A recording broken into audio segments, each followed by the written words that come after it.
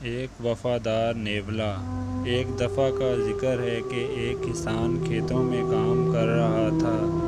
اسے پاس سے ایک نیولے کا بچہ ملا جو بالکل چھوٹا سا تھا۔ اس کی ماں مردہ حالت میں اس کے پاس ہی پڑی تھی۔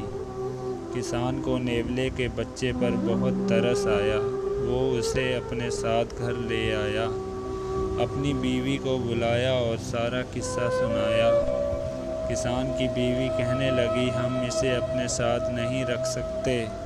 ہمارا ایک بچہ ہے جو بہت چھوٹا ہے اور یہ جنگلی جانور ہے۔ کل کو یہ بڑا ہوگا اور ہمارے بچے کو نقصان پہنچائے گا۔ کسان نے کہا، ابھی یہ چھوٹا سا بچہ ہے، جیسے جیسے یہ بڑا ہوگا اسے ہمارے اور ہمارے بچے کی پہچان ہو جائے گی اور وہ اسے اپنے بھائی سمجھے گا اور اپنے بھائی کا کوئی نقصان نہیں کرتا۔ تم اسے اپنے بچے کی طرح پالنا، یہ ہمیں کوئی نقصان نہیں دے گا۔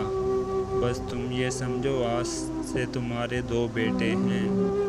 کسان کی بیوی راضی ہو گئی اور نیولے کے بچے کو بھی اپنے بیٹے کی طرح پالنے لگی۔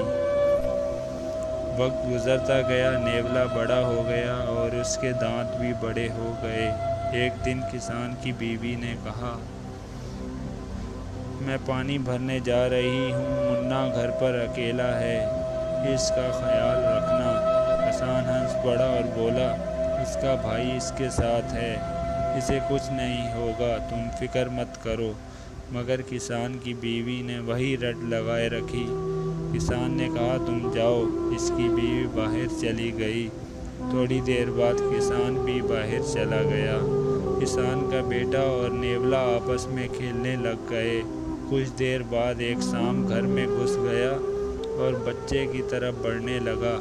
نیولے نے جب دیکھا تو اس نے فوراً سانپ پر حملہ کر کے اسے موت کی گھاٹ اتار دیا اور خود گھر کے باہر جا کر پہرا دینے لگا۔ اتنی دیر میں کسان کی بیوی واپس گھر آئی تو اس نے نیولے کے منہ پر خون لگا دیکھا تو وہ چلانے لگی، ہائے میرے بیٹے کو نیولے نے کاٹ کھایا۔ اس نے بغیر سوچے سمجھے پانی کا مٹکا نیولے کے سر پر دے مارا۔